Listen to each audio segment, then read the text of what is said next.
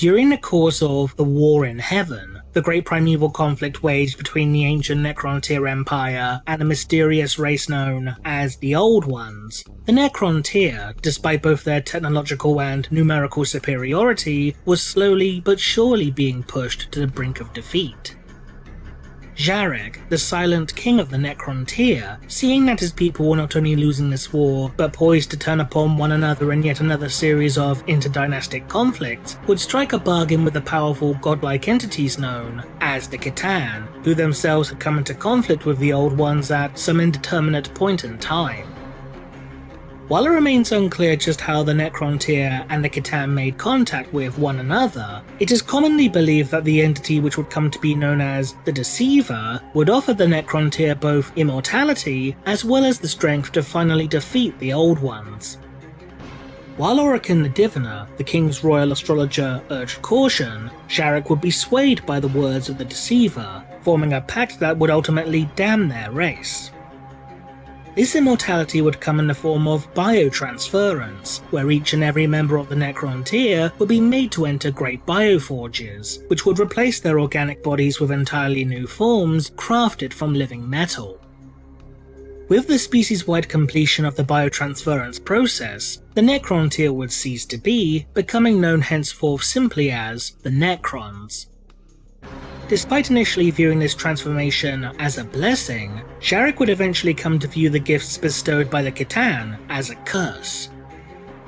It was only after witnessing the C'tan greedily and gleefully feeding off of his people's remains as they underwent the biotransference process that Jarek truly realized what he had done. He had given his people immortality, though, in his own words, at the cost of their very souls. Over time, Jarek's resentment towards the C'tan would only continue to grow, with the Silent King coming to the realization that the Necrons had become little more than pawns of the so-called Star Gods, and sought to exact his revenge against those that had enslaved his people. However, Jarek was no fool. Instead of striking out of haste and in anger, the Silent King would choose to bide his time, waiting for the perfect moment to strike.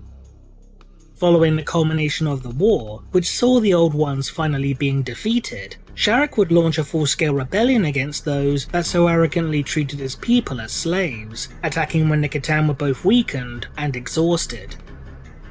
While millions of Necrons would be destroyed during the ensuing conflict, the physical forms of the C'tan would be shattered into countless shards which, in true poetic irony, would be enslaved by the Necrons. While most of the C'tan would only be weakened after being shattered, one among them would be truly destroyed, Llandu'gor the Flayer.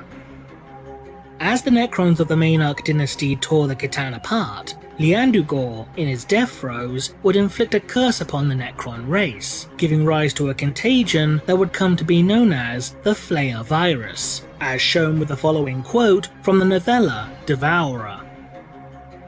To those who are faithless and wretched in their jealousness, to those who have denied us, to those who have denied me, I will wreak vengeance. I will wrench your soul and break your bones. I will cast hunger through your accursed existence. Down the eons you will not forget. I will grant you this gift from love turned aside and make you like me. Break you in my image as you have broken me. I shall cast fear of myself into you, and all of your kind. I am Llandu'gor. I am the hunger. I am the Flayer. And from this moment, you shall be too. Those infected with the Flayer virus would not only suffer a series of physical mutations, transforming into twisted, shambling monstrosities, but they would also be driven to a feral insanity, which instills in them both an insatiable hunger for flesh and blood, as well as the compulsion to bedeck their bodies with the flayed hides of their victims. Those that fully succumb to the effects of this virus will become known, appropriately enough, as Flayed Ones. The Flayer Virus is also known to be highly contagious, capable of not only being transferred to other Necrons by touch, but also through the simple act of being connected to the shared neural network of any tomb complex that had been compromised by the virus. Because of how rapidly the virus is able to spread, in addition to how easy it is to become infected, the Flayer Virus is one of the few things that Necron Lords genuinely fear, for should they succumb to the effects of the virus, then they in turn will lose what little remains of their identity, becoming little more than mindless beasts or, at best, gibbering maniacs. But is it at all possible for the Flayer Virus itself to be cured? Somewhat surprisingly, there are a couple of individuals who appear to be utterly immune to the effects of the Flayer Virus. The first of which, as detailed within the 5th edition Necron Codex, is shown with Valgul, the Fallen Lord. Valgul rules over the tomb world of Drazak, a world which lies within the region of space known as the Ghoul Stars, which is also known more ominously as the Bone Kingdom. While the world's entire Necron population has seemingly succumbed to the effects of the Flayer Virus, Valgul by contrast appears to be completely impervious to its effects, due to the fact that he is said to have fully retained both his senses and personality. While it is unknown as to why Valgul chooses to remain in the company of flayed ones, some have speculated that the Fallen Lord continues to do so out of some altruistic sense of duty to his people. Valgul does indeed cater to the needs of his subjects, as every so often he will declare a time of bounty, where prey is hunted down and brought back to Drazak so that their flesh and blood may be consumed by his people. The second individual who appears to be immune to the effects of the Flayer Virus, as detailed within the novel Fall of Damnos, is shown with Unk, the Herald of Dismay, a cryptek in service to a Necron Lord known as the Undying. As the Undying's forces came into conflict with the Ultramarines chapter of the Adeptus Astartes upon the frozen world of Damnos, Unk will be instructed by his master to awaken a Necron noble known as Sata the Enfleshed, who himself was infected with the Flayer Virus. Despite being forced to operate within close proximity to a flayed one, an act that would normally drastically increase the risk of contracting the virus, Unk would state that he had no fear of becoming infected, although he would nonetheless remain cautious around Sata due to the Flayer Lord's aggressive and unpredictable nature. The reasoning behind Unk's immunity to the Flayer Virus was due to the cryptek having a number of arcane items which were supposedly capable of warding off the contagion. With these two examples in mind, it does appear to suggest that a cure for the Flayer Virus, or at the very least a method to prevent one from fully succumbing to its effects, does indeed exist. While Valgul's apparent immunity to the Flayer Virus has never been explained, it has been suggested that the Flayer Lord may very well be infected himself, only for the maddening effects of the curse to simply be manifesting in a more subtle or otherwise unusual way. The idea that Valgul had indeed succumbed to the effects of the Flayer Virus does seem somewhat feasible when one takes into account the differing ranks and statuses within Necron society, which directly correlates with how much of one's identity and personality is retained from before the biotransference. Following the biotransference process, those Necrons that were originally of low status, such as menial labourers, would become little more than mindless automata. By contrast, low-ranking military personnel, such as rank-and-file soldiers, would retain minute traces of their identity, whereas those Necrons of higher rank or social status, such as lords and pharaons, would maintain the majority of their personality and sense of self. Sata the Enfleshed was himself said to be a minor Necron lord, and despite being described as utterly mad and mentally broken, he had nonetheless retained some degree of self-awareness, even if his instincts were overwhelmed by the need to become flesh once more. As such, given that Valgul was the ruler of an entire tomb world, then it is possible that, despite being infected with the Flayer Virus, the Fallen Lord still retains a strong enough grip upon both his identity and sense of purpose in order to, in essence, nullify the effects of the curse.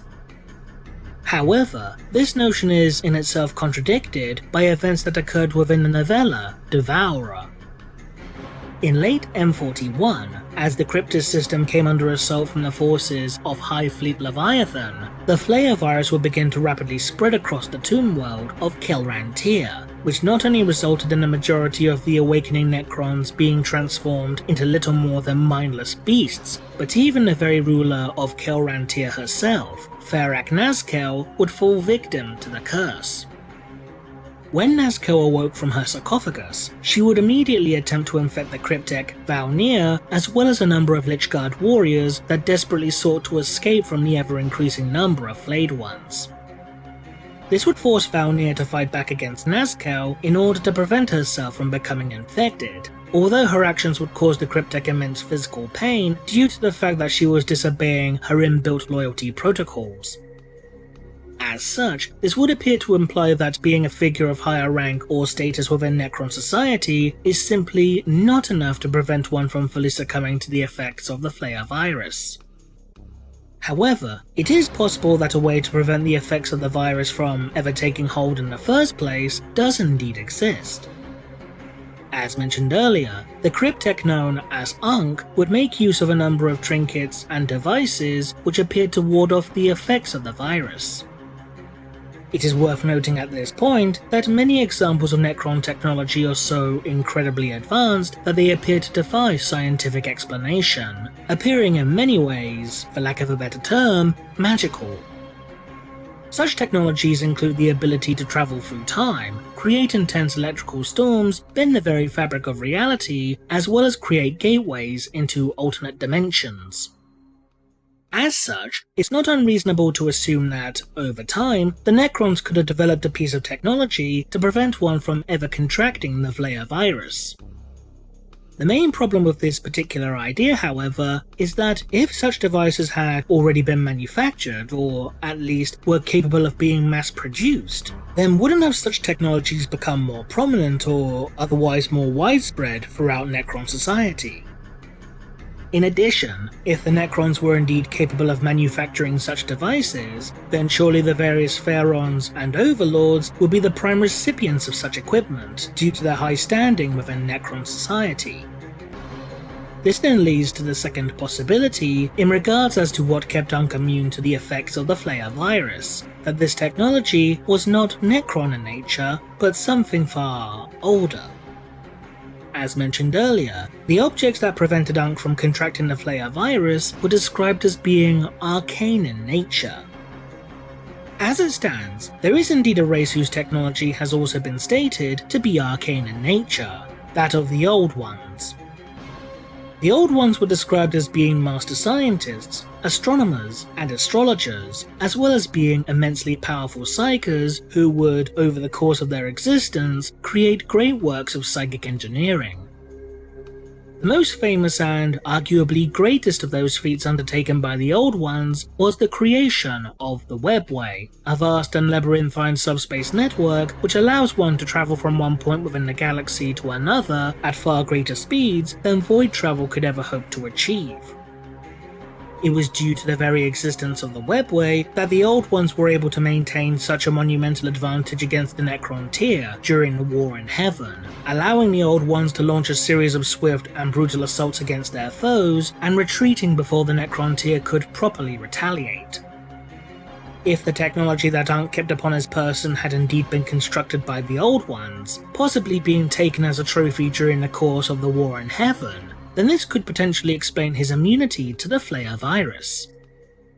After all, not only was much if not all of the Old One's technology speculated to be warp-based in nature, due to having created countless examples of psychic engineering, but the C'tan themselves are shown to suffer greatly when exposed to the energies of the warp, which is described as being anathema to them. As detailed within the novel Sons of the Hydra, a shard of the C'tan known as the Deceiver would prove to be almost unstoppable during a battle between it and a number of Traitor Legion Astartes, including a force of Alpha Legion warriors led by the Chaos Lord Occam the Untrue, as well as a number of Word Bearers led by the Dark Apostle Iaxor Fel. Thanks to its unparalleled mastery of the material realm, the C'tan Shard was all but impervious to the weaponry being unleashed against it, with even a concentrated orbital bombardment appearing to have little effect against the Deceiver. One of the few things that was shown to be capable of harming the C'tan, however, was the demon blade being wielded by Yaxor Fel, which would cause intense pain to the Deceiver as it effortlessly cut through its metallic flesh, as detailed with the following passage. The blade opened the creature up across its thigh, and the blinding light of 1,000 suns blazed through from the gash. Even the filters cycling through Occam's optics couldn't shield him from the light.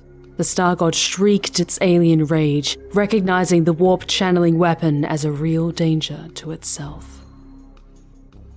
Since the Flayer Virus was itself created by one of the C'tan, which, as previously mentioned, are vulnerable to warp-based energies, then it stands to reason that such energies could, in theory at least, render the effects of the virus inert or even purge it entirely.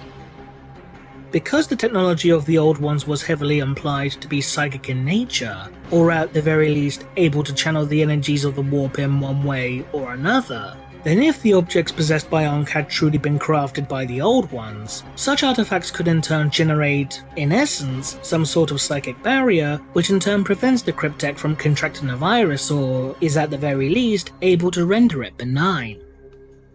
This could also mean that, should any additional examples of Old One technology be recovered by the Necrons, then it is theoretically possible to develop some sort of vaccine for the Flayer Virus.